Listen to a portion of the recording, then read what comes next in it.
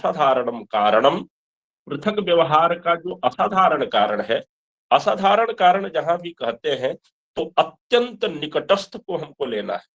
असाधारण कारण जब भी प्रयोग होगा आपको ये ध्यान देना है कि सबसे निकटस्थ को ही हमको लेना है।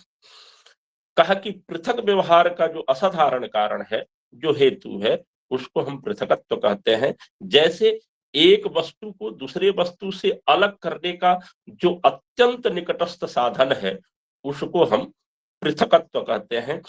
ये भी सभी द्रव्यों में समान रूप से विद्यमान रहता है। उसके बाद आता है संयोग। संयोग का संयुक्त व्यवहार हेतु संयोग। कहा कि जो संयुक्त व्यवहार हेतु कोई भी वस्तु जब पृथक होता है तो निश्चित है कि पृथक में कारण संयोग है। संयोग हुआ रहेगा तभी वो पृथक होगा, अलग होगा, वियुक्त होगा। वियोग में कारण जिस तरह संयोग है, उसी तरह संयोग में भी कारण वियोग को माना जाता है। कहा कि संयुक्त व्यवहार हेतु संयोग सर्व द्रव्य वृत्ति, ये भी सभी द्रव्यों में समान रूप से विद्यमान रहता है। कहा कि ये एक चीज आप ध्यान दीजिएगा कि गुण विशेषकर द्रव्य में हमेशा विद्यमान रहता है, वो 24 गुण विद्यमान रहेंगे। कहा कि संयोग नाशको गुणो विभाग।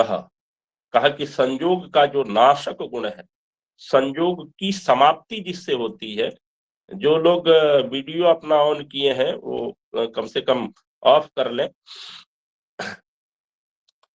कहा कि संयोग नाशको गुणो विभाग, संयोग का जो नाशक गुण है उसको हम विभाग कहते हैं।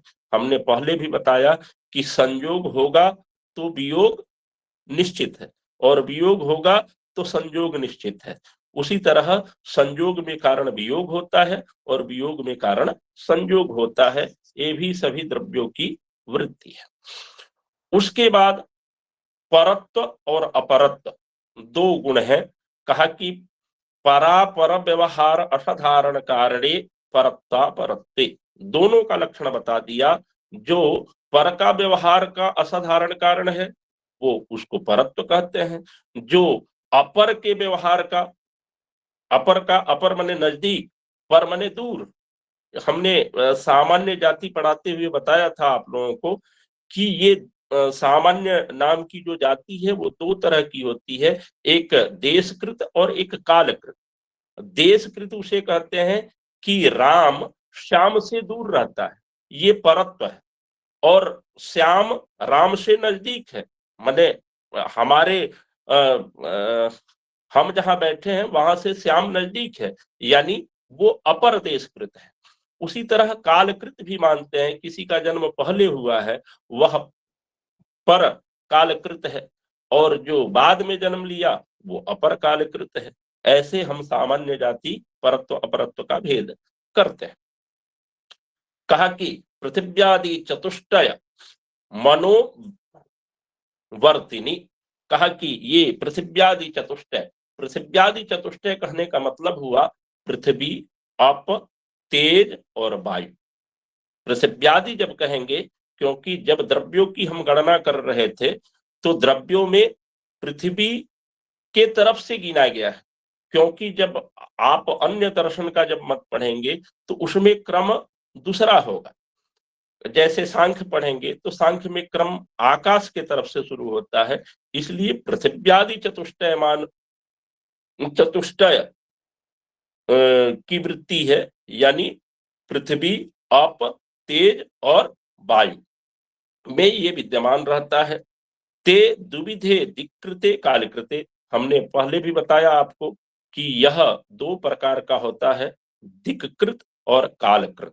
दिक्कृत का हमने उदाहरण देकर के आपको कहा कि दूरस्थे दिक्कृतम परत्वम, जो दूर रहता है उसको हम परत्व के नाम से जानते हैं। जो समीप रहता है उसको हम अपरत्व के नाम से जानते हैं। जो बड़ा है, जो हमसे पहले जन्म लिया है, उसको हम परत्व कालकृत कहेंगे। जो छोटा है, कनिष्ठे, अपरत्व कालकृत कहेंगे। कहा कि अब गुरुत्व का बताते हैं। गुरुत्व माने भारी होना।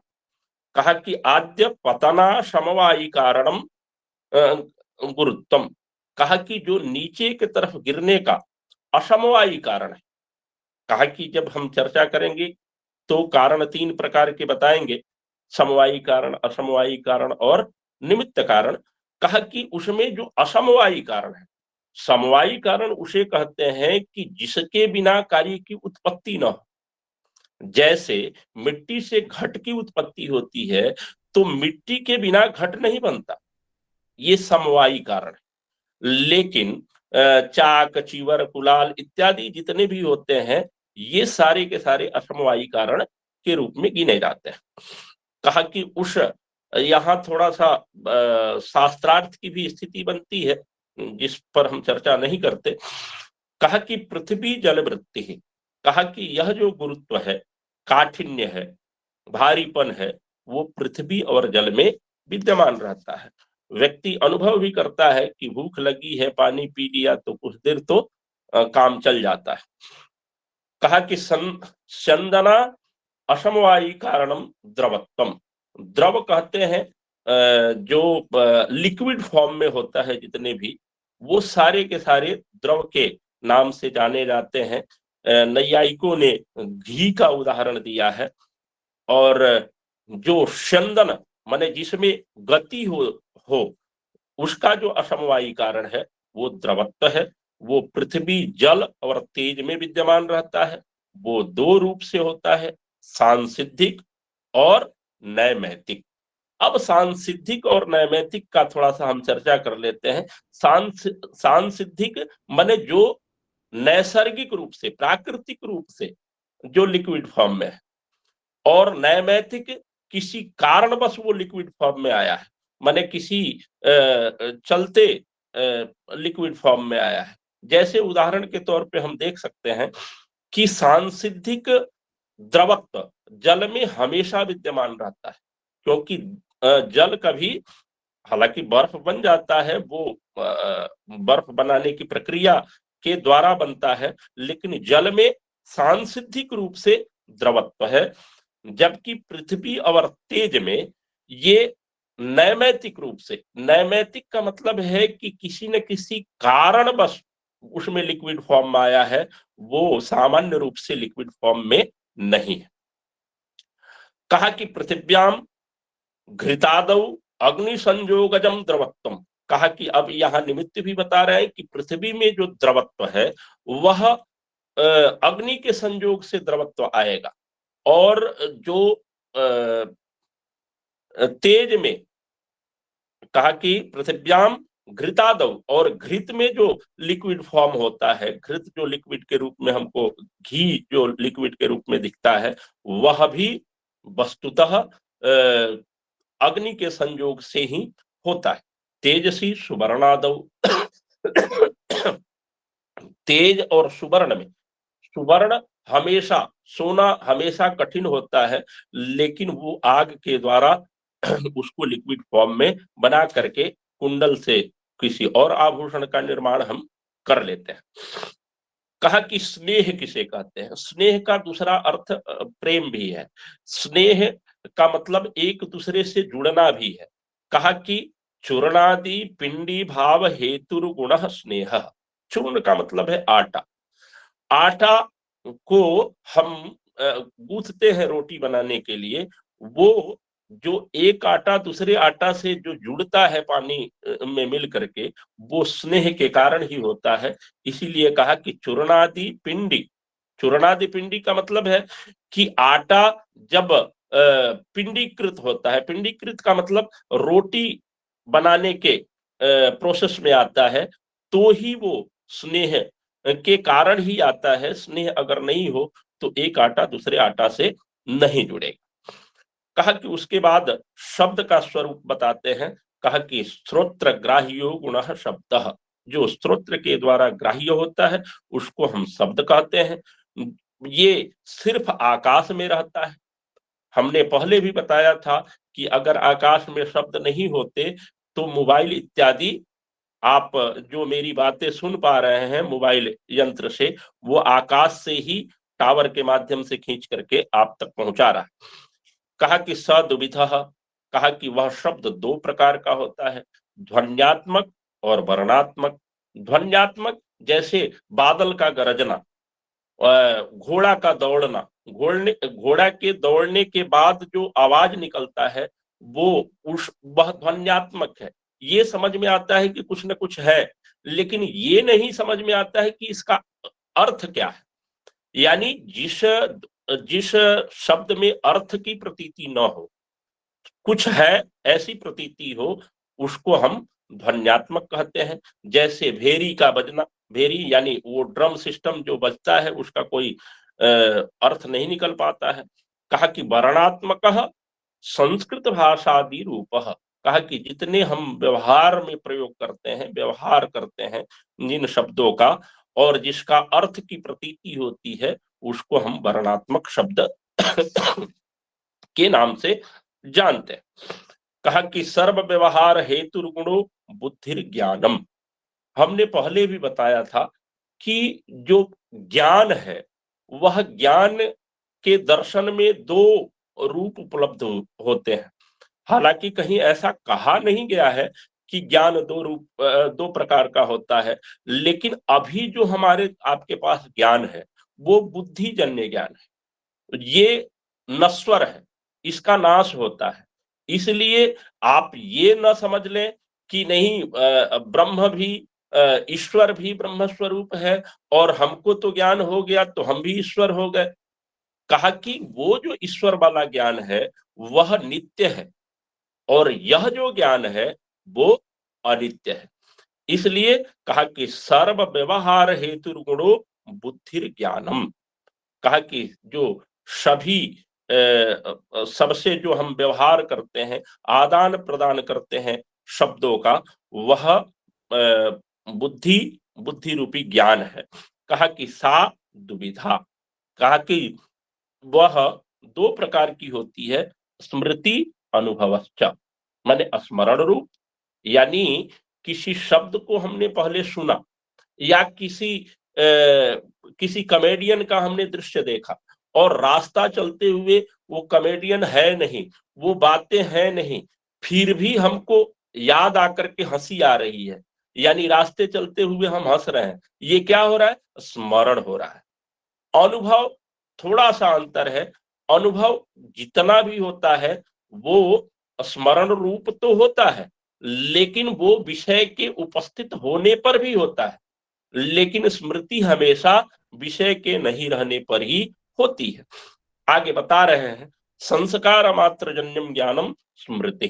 कहा कि जो संस्कार से उद्भाषित हो, संस्कार के माध्यम से, यानी हमने कभी सुना है, उसका संस्कार हमारे अंदर है और वो फिर हमारे दिमाग में आया और उसको लेकर के हम हंसने लगे या उस तरह की प्रतिक्रिया व्यक्त करने लगे, उसको हम स्मृति के नाम से जानते हैं। कहा कि तद भिन्नम ज्ञानम अनुभव। कहा कि तद भिन्नम, कहा कि संस्कार जन्य से भिन्न जो अनुभव ज्ञान है उसी का नाम अनुभव है। यह अनुभव दो प्रकार का होता है, यथार्थ और अयथार्थ।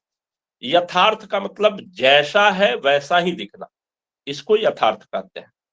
यथा अस्ति तथैव दृश्यते, माने जैसा है वैसा ही देखना, ये यथार्थ है। और जैसा है उससे विपरीत दिखना, ये अयथार्थ है। कहा कि तदवती तत्प्रकार को अनुभवो यथार्थ, जो जैसा है वैसा ही दिखे। रज्जु रज्जु के रूप में, रज्जु माने रस्सी, रस्सी रस्सी के रूप में ही दिखे, सर्प के रूप में नहीं दिखे, घट घट के रूप में ही दिखे, पट के रूप में प्रतीत न हो, उसको हम यथार्थ कहते हैं। कहा कि यथा अयम घटः इति सैव प्रमेयम। कहा कि जो यथार्थ होता है वही प्रमेय होता है, जो यथार्थ नहीं होता वह प्रमेय भी नहीं होता। कहा कि तो अयथार्थ क्या है? जिज्ञासा स्वाभाविक है कि जब आप कह रहे हैं कि जो जैसा है वैसा ही दिखना यथार्थ है, तो जो जैसा नहीं है उससे भिन्न दिख रहा है। माने रज्जु सर्प के रूप में दिख रहा है, रज्जु माने रस्सी, रस्सी सर्प के रूप में दिख रहा है, ये क्या है? कहा कि तद अभाववती प्रकार को अनुभव अयथार्थ। माने तद अभाववती, सर्प है नहीं, रस्सी है, फिर भी हमको सर्प के रूप में अनुभव हो रहा है, मिथ्या प्रतीत हो रहा है, इसको हम अयथार्थ कहते हैं। कहा कि यथार्थानुभव चतुर्विधः। कहा कि अगला जो आपका प्रकरण है वो प्रमाण प्रकरण है, और प्रमाण प्रकरण का आरंभ कर रहे हैं। कहा कि यथार्थानुभव चतुर्विधः। कहा कि जो वास्तविक ज्ञान है, जो जैसा है वैसा ही दिखता है, वो जो यथार्थ ज्ञान है वह चार प्रकार का न्याय में बताया गया है, वैशेषिक में नहीं। ये नव्य न्याय है, इसलिए यहाँ चार गिना रहे हैं। जब प्राचीन वैशेषिक आप जानेंगे तो वहां दो ही है, प्रत्यक्ष और अनुमान। जो न्याय है, न्याय में प्राचीन न्याय में भी चार है और नव्य न्याय में भी चार है। कहा कि प्रत्यक्ष, अनुमिति, उपमिति, शब्द भेदात। कहा कि प्रत्यक्ष ज्ञान, उसके बाद अनुमिति ज्ञान, उपमिति ज्ञान और शब्द ज्ञान। कहा कि अब यहाँ तत्कारणम अपि चतुर्विधम। कहा कि निश्चित है कि जब यथार्थ ज्ञान चार प्रकार का है तो उसका उत्पन्न करने का कारण भी चार प्रकार का होगा। कहा कि प्रत्यक्ष प्रमा का उत्पादक प्रत्यक्ष है, अनुमान प्रमा का उपमिति प्रमा, प्रमम ने ज्ञान। कहा कि उपमिति जो प्रमा है उसको उत्पन्न करने के लिए अनुमान है, उपमिति जो प्रमा है, अनुमिति प्रमा का ज्ञान कराने वाला अनुमान है, उपमिति प्रमा का ज्ञान कराने वाला उपमान है, और शब्द प्रमा का, शब्द के द्वारा जो प्रमा उत्पन्न हो रही है उसका ज्ञान कराने का कारण शब्द है। कहा कि अब ये तो बता दीजिए कि कारण किसे कहते हैं। आप हमेशा बताते आ रहे हैं शुरू से कि कारण है, कारण है, तो कारण क्या है। कहा कि कर्ण का लक्षण करते हैं। कर्ण क्या है, क्योंकि आपने कई जगह कर्णों की चर्चा की। कहा कि असाधारणम कारणम करणम। असाधारण कारण का मतलब आप ये समझ लीजिए, हमने उदाहरण भी दिया था कि मिट्टी के बिना घट का निर्माण नहीं होता, सुवर्ण के बिना आभूषण का निर्माण नहीं होता। तो सुवर्ण कुंभकार तो हम बदल सकते हैं, चाक बदल सकते हैं, लेकिन मिट्टी चाहिए, वो कहीं भी होगा तो मिट्टी होगी। बिना चाक के भी हम बना सकते हैं, बिना कुलाल होते हुए भी टेढ़ा मेढ़ा जो कुछ भी है बना सकते हैं, लेकिन मिट्टी के बिना घड़ा नहीं बना सकते। तो इसीलिए कहा कि असाधारणम कारणम, जो असाधारण कारण है जिसके बिना कार्य की उत्पत्ति ही संभव नहीं है, ऐसा जो कारण है उसको हम कारण कहते हैं। यानी कहने का तात्पर्य ये है कि अगर ज्ञान हमको प्राप्त करना है तो जिसके बिना ज्ञान होगा ही नहीं, वो उसका नाम कारण है। कहा कि कार्य नियत पूर्व वृत्तित्व कारणम।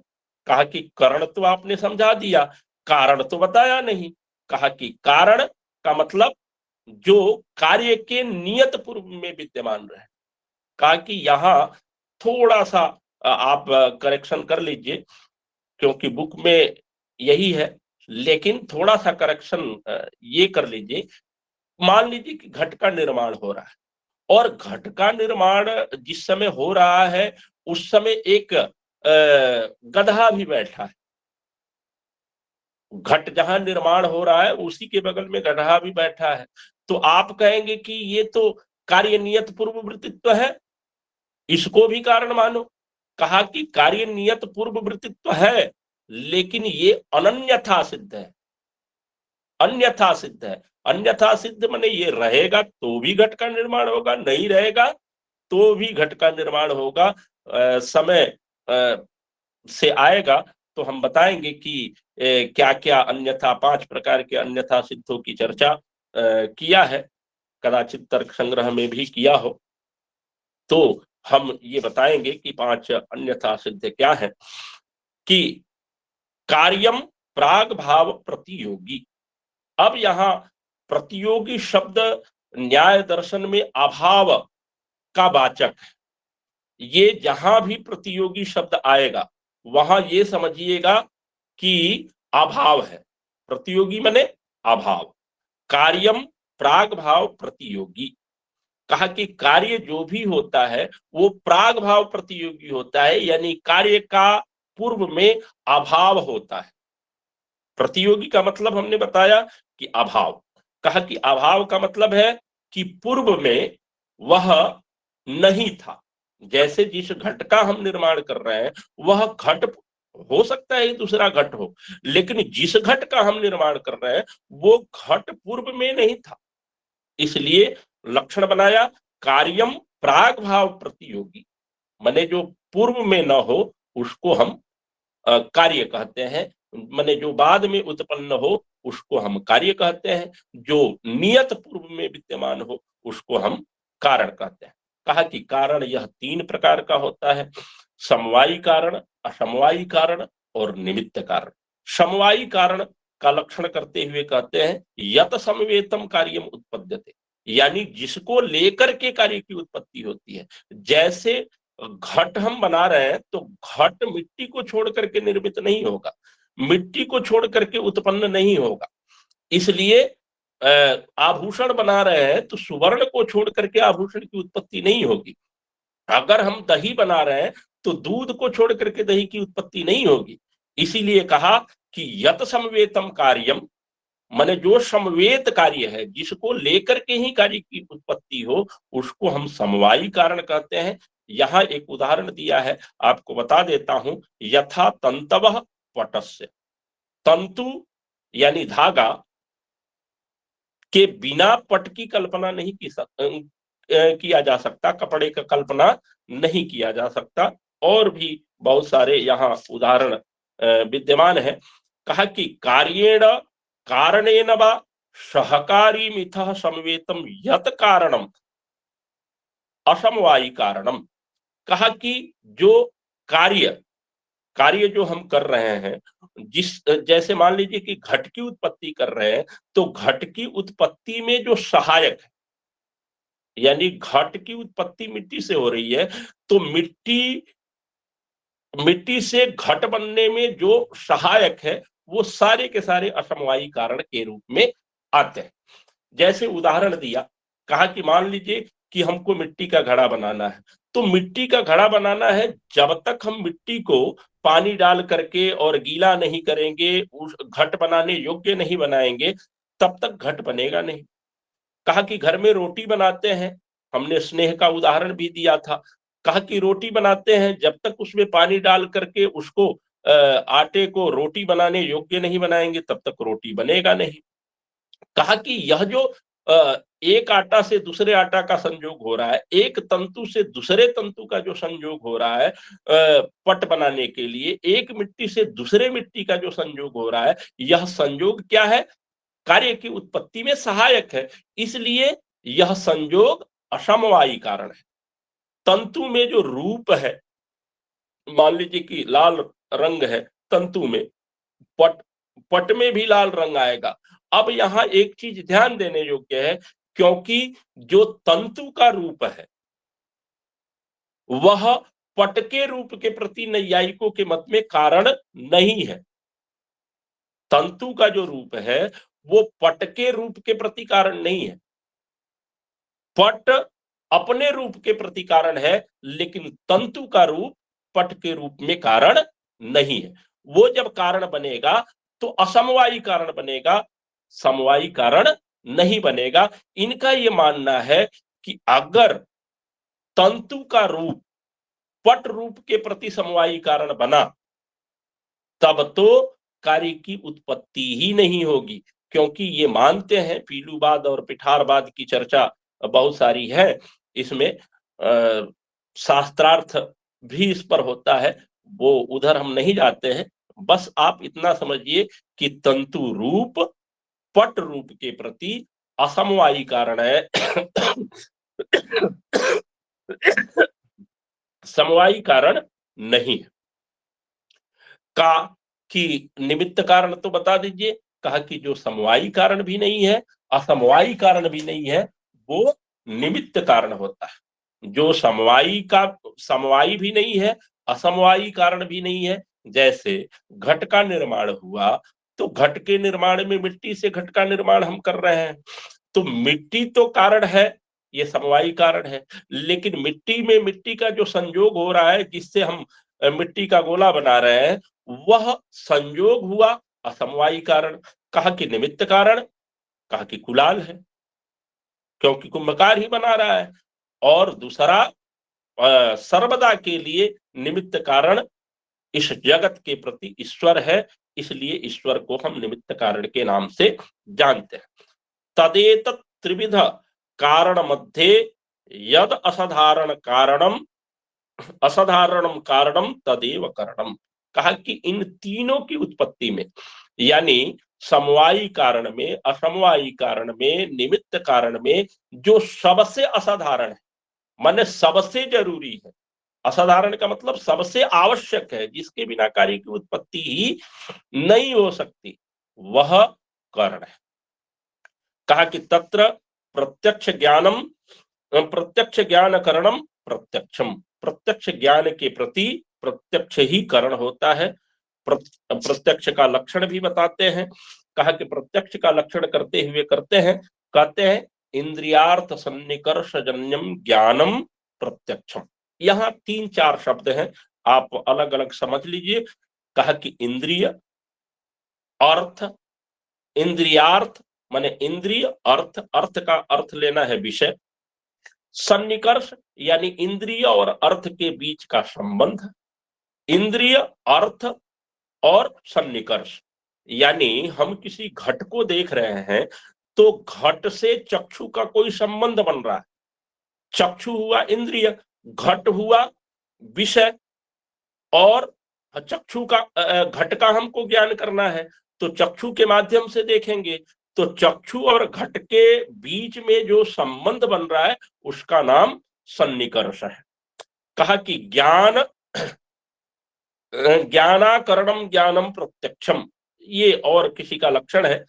तद्विधम, कहा कि वह जो प्रत्यक्ष है मूल रूप से 2 प्रकार का होता है, सविकल्पक और निर्विकल्पक। सविकल्पक क्या है? कहा कि तत्र निष्प्रकारकम ज्ञानम निर्विकल्पकम। एक और लक्षण आपको बता देता हूं, नाम जात्यादि रहितम ज्ञानम निर्विकल्पकम। नाम जात्यादि रहित कहने का तात्पर्य ये है कि किसी व्यक्ति से हम मिलते हैं, तो व्यक्ति से मिलने के बाद पहले पता नहीं है कि ये व्यक्ति का नाम क्या है, ये व्यक्ति कहाँ से आया है। नाम जात्यादि रहित, ये कहाँ किस काम से आया है, ये नाम जात्यादि निष्प्रकारक, माने कोई उसके प्रकार के विषय में, गुण के विषय में हमको ज्ञान नहीं है, इसको हम कहते हैं निर्विकल्पक ज्ञान।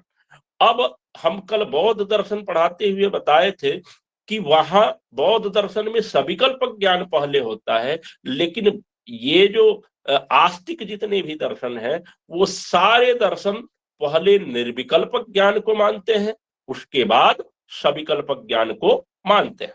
अब जब हम कह दिए कि नाम जात्यादि रहितम ज्ञानम निर्विकल्पकम, तो स्वाभाविक सी बात है, नाम जात्यादि सहितम ज्ञानम सविकल्पकम, माने उस व्यक्ति का हम नाम जान जाए, पता जान जाए, क्या करने के लिए आया है, उसके बारे में यथार्थ ज्ञान हो जाए, उसको हम सविकल्पक ज्ञान कहते हैं। इसीलिए लक्षण दिया सब प्रकारकम ज्ञानम सविकल्पकम। सब प्रकारक ज्ञान माने उसके सारे प्रकारों का हमको ज्ञान हो गया, इसलिए वो सविकल्पक है। कहा कि यथा डिथोयम, ब्राह्मणोयम, श्यामोयम, कहा कि यह डित्थ है, डित्थ माने ठूठा पेड़, कहा कि यह ब्राह्मण है, यह श्याम है, यह राम है। इस तरह का जो ज्ञान होता है वो हम सविकल्पक ज्ञान के रूप में, यानी उसका नाम जाति इत्यादि का हमको ज्ञान हो रहा है। कहा कि ये प्रत्यक्ष पुनः 2 प्रकार का होता है। प्रत्यक्ष 2 प्रकार का नहीं। इत्युक्ते किम? क्या?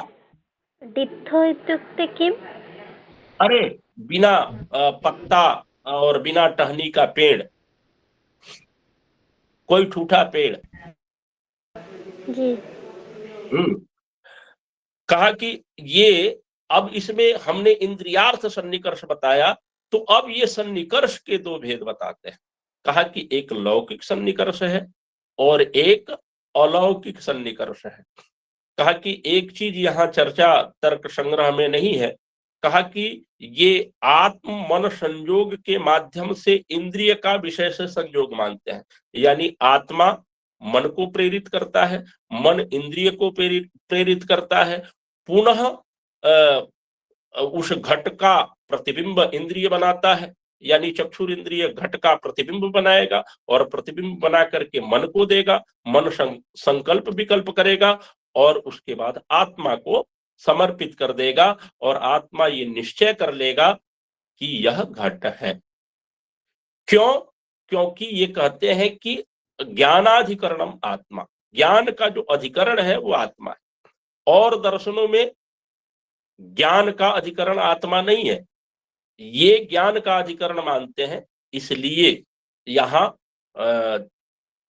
आत्मा का मन से संयोग, मन का इंद्रिय से संयोग, इंद्रिय का विषय से संयोग, फिर उसी क्रम से आएंगे विषय का मन से इंद्रिय से संयोग, इंद्रिय का मन से आत्मा। इस तरह करके हम प्रत्यक्ष करते हैं। कहा कि सन्निकर्ष पर अब चर्चा कर लेते हैं। द्विविध सन्निकर्ष होता है, लौकिक सन्निकर्ष और अलौकिक सन्निकर्ष। लौकिक सन्निकर्ष 6 प्रकार का होता है, थोड़ा सा ध्यान देंगे तो समझ में आ जाएगा। ये 6 प्रकार का होता है: संयोग, संयुक्त समवाय, संयुक्त समवेत समवाय, समवाय, समवेत समवाय और विशेष्य विशेषण भाव। ये 6 है। कहा कि देखिए, एक घट को ही हमको लेना है और घट पे ही लगभग 3 सन्निकर्ष हम समझ लेंगे। कहा कि चक्षु से जो घट का संयोग हो रहा है, ये कौन सा समवाय है? संयोग संयोग हो रहा है। चक्षु से घट का संयोग हो रहा है, तो कौन सा सन्निकर्ष हुआ? संयोग सन्निकर्ष। कहा कि अब घट के अंदर एक जाति विद्यमान है, प्रत्येक वस्तु के अंदर एक जाति विद्यमान रहती है। जैसे मनुष्य है तो मनुष्यत्व जाति है, मनुष्यता है, मनुष्यत्व कहिए या मनुष्यता कहिए, घट में घटता कहिए या घटत्व कहिए।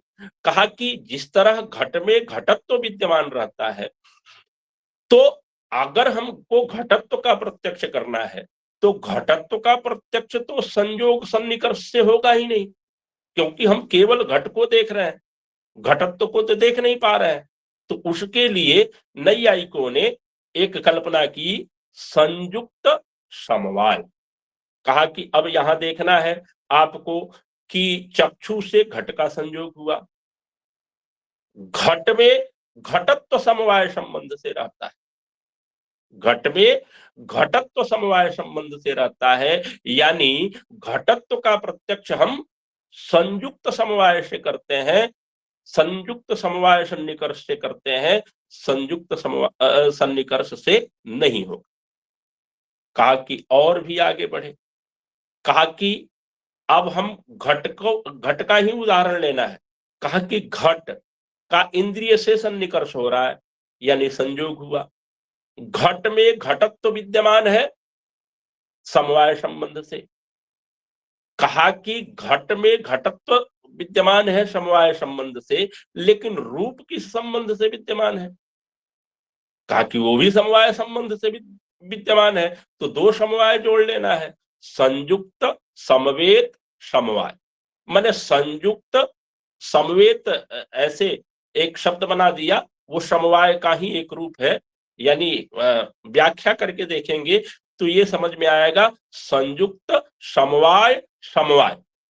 अब उसको अच्छा लगने के लिए बनाया संयुक्त समवेत समवाय, यानी घट में दूसरा उदाहरण भी देख लीजिए कि घट में घट का इंद्रिय से सन्निकर्ष हुआ और इंद्रिय से सन्निकर्ष होने के बाद से घट का संयोग हो गया, संयोग सन्निकर्ष। उसमें समवाय संबंध से मान लीजिए घटक तो नहीं लेते हैं, रूप है, रूप है समवाय संबंध से। और रूप में समवाय संबंध से कौन रहेगा? उसकी जाति रहेगी। रूप में कौन सी जाति रहेगी? रूपत्व रहेगा। माने घट, इंद्रिय से घट का संयोग हुआ, घट के अंदर रूप समवाय संबंध से है, और रूप में समवाय संबंध से रूपत्व रहता है, यानी घट रूपत्व संयुक्त समवेत समवाय से हमको ज्ञात होता है। समझ में आ जाएगा? समझ में आ रहा है? क्योंकि यहां थोड़ा सा आपको देखना पड़ेगा कि ये समझ में आया कि नहीं, क्योंकि प्रत्यक्ष प्रमाण है आपके पाठ्यक्रम में,